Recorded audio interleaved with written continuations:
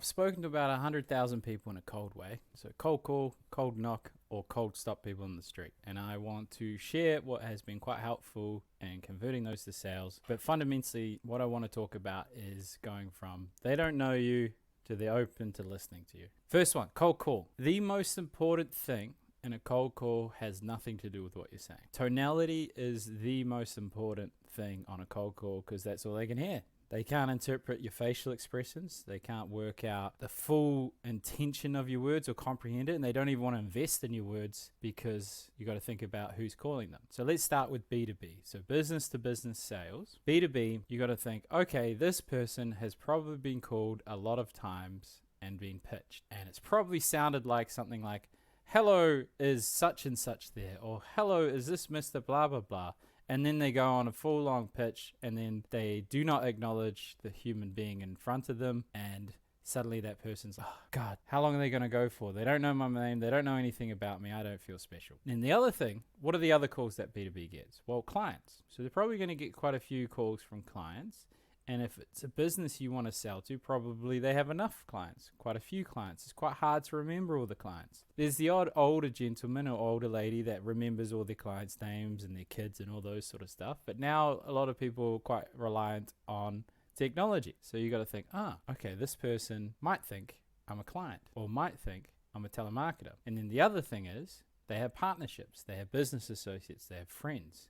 So they might think you're one of those. So with B2B calling, the most valuable thing I've found is leveraging the fact that they think you could be a client and they don't want to upset you. Now, what does that look like? The first person you need to get past is the gatekeeper. And the job is to close the gate. If you're a telemarketer, they don't need to let you in because the boss is busy. You say, hey, it's Ryan, is director, CEO, whoever decision maker there. And what that does is you need to use the tonality of I'm close with them. They should know who I am. It's really important news. So what does that sound like? So in New Zealand, if you listen to tonality, it goes up like that. So it's a questioning tone. Would it be okay?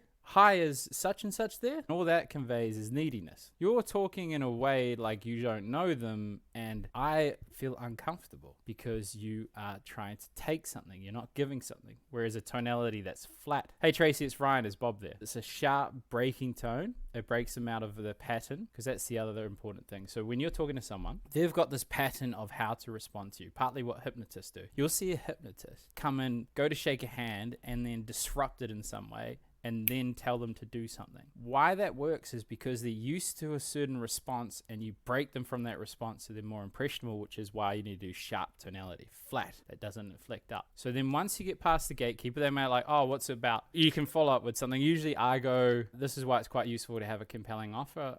Be like, I'm wondering if you could help. I host one of the top 5% of podcasts in the world. I was actually calling just to invite them on the show. Who do you think will be the best? I thought it'd be Dave. And they're like, oh yeah, Dave's the best.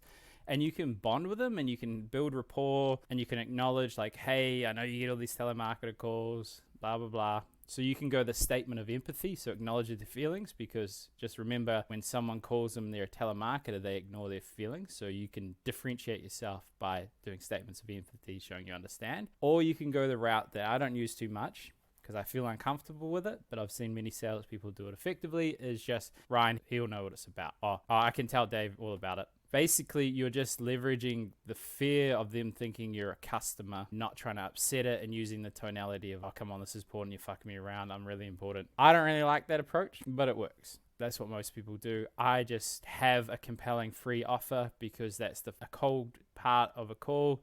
Unless you're selling a low ticket item, which you can sell on the day, is you sell the sizzle, not the sausage. You sell the appointment. So you're trying to get an appointment and you're trying to give something to access that appointment. And for me, I use podcasts to do that. And then once you're through, I have a very common name. If you have an uncommon name, then maybe you don't leverage this. But I'd basically say, hey Bob, it's Ryan, how you going? Using the same tonality, same thing applies whether it's door knocking, same applies if it's stopping people in the street. Same applies when you're cold calling. You need to have tonality that has authority that will break them from their pattern to make sure they give you the attention. So I leverage off that. Oh, hey, how you going? They think I'm a client. So they're like, oh yeah, Ryan, how you been? And they're like, oh shit, what Ryan is this? They're thinking in their head, and why they're thinking in their head, you're building trust, building rapport. And then I do another statement of empathy. Oh, hey, if you're trying to work out what Ryan is, I don't think we've met. Ha ha ha. we laugh and like, oh yeah, you can read my mind, because you force that play. You're like, I'm talking in a way we should be friends. I'm using a name you might know, and now here we are talking about it. And they're like, oh yeah. So that acknowledges, okay, this person might respect my time. He understands how I feel. I can invest in it more. So that's that first part. And then that's when I say something like, I'm actually calling to give you something if you believe that. And then I ask for permission, but it does involve a sales pitch and it takes 30 seconds. Would that be okay? So once again, another statement of empathy. It asks a question in a very non-confrontational way where you're almost asking for help. And then because they say yes, the fear of not looking good or not being aligned with the identity they created will mean they'll give you that time often. So they're like, okay, go on then. And because they've said yes, now they got to stay consistent, because that's how humans work. They want to stay consistent in the eyes of others. Otherwise, they wouldn't have many friends. They wouldn't have a wife or a partner. So you can use that. That's just the first part. So there we go.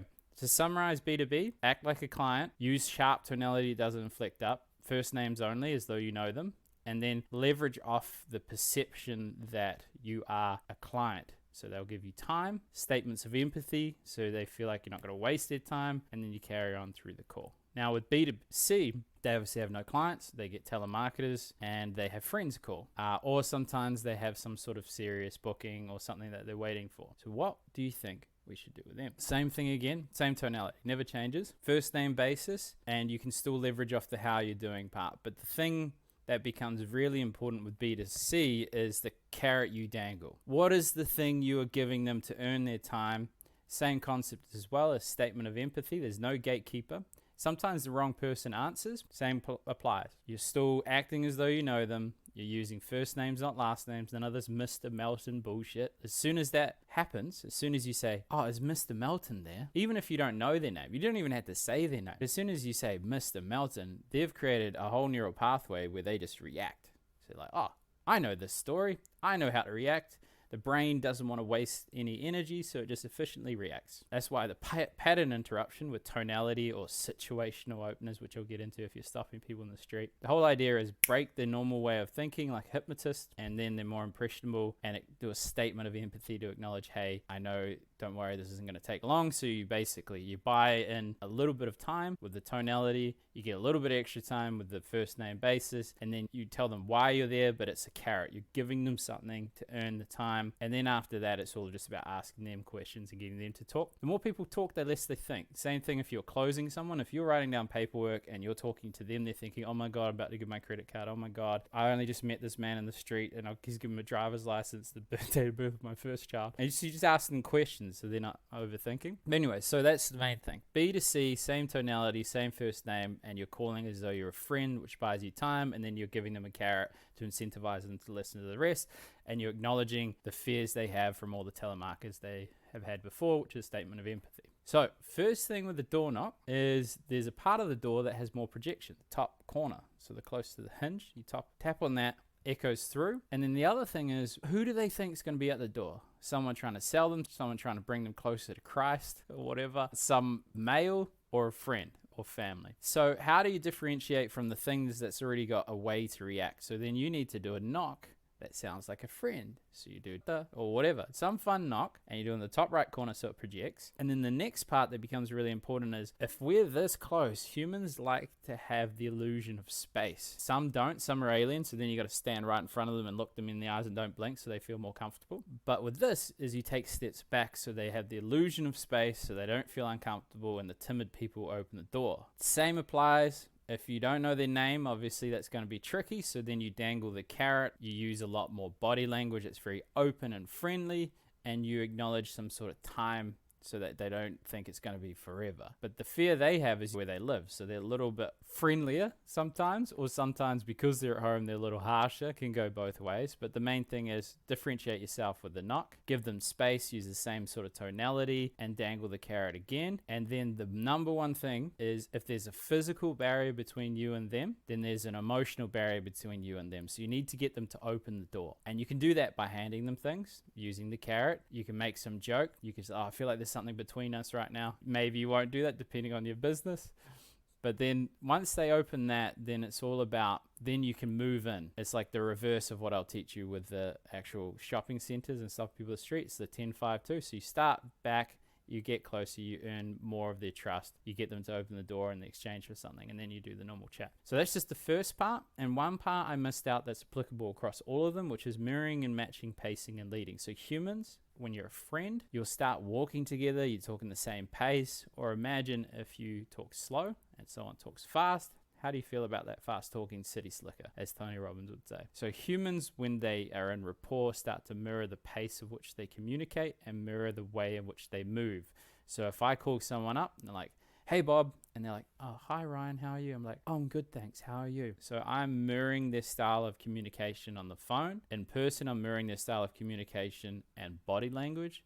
So if I'm big, exaggerated moves and they're small, that doesn't make sense. But if I make my small, oh, sorry, I didn't mean to interrupt you, then they feel, oh, friend. So you can reverse engineer it, where it's instead of waiting to be a friend, you emulate them. And then once you've been pacing them, then you can start leading, where you start bringing more of your authentic self out, and then they will start joining the party. But if you come in, you're chalk, their cheese, then you aren't breaking the pattern and you aren't getting to the rapport. So mirroring, matching, pacing and leading, statements of empathy, strong tonality. Now, stopping people in the street. It's similar to the bystander bias, where there's a crisis, people will look to others to decide on what action to take, and if it's not referred to them specifically, they'll ignore it. So you need to make them feel specifically targeted, and you do that with a 10-5-2. 10 meters away, you need to engage them with eye contact. 5 meters away, you do some sort of pattern interruption, a situational opener. They're wearing a certain type of clothing, they're walking a certain type of way, or you might ask them, oh, are you friendly?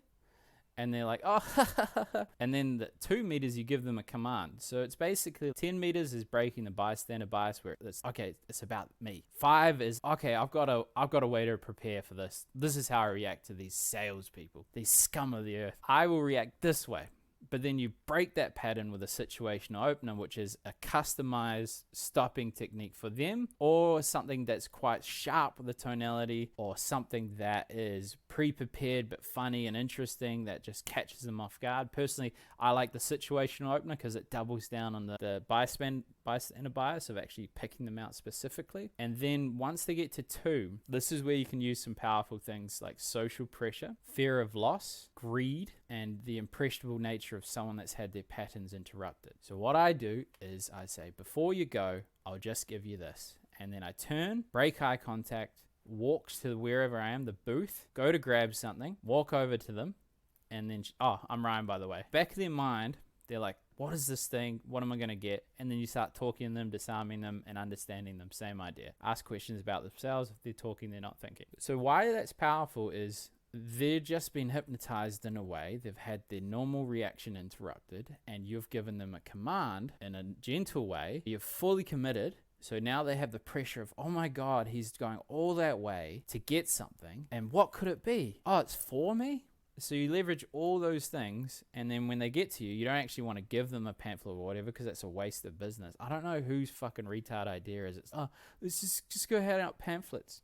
Waste of space. How many are you going to convert of that? You could make on average 4 sales a day on low ticket items if you're just talking them. And if you're good, you could get up to 10. And what are you going to do with fucking handing out 100 flyers? Like, how much does that cost? You've got a person out there that you're paying and you're handing out flyers. A simple summary is people have a certain way to react to you.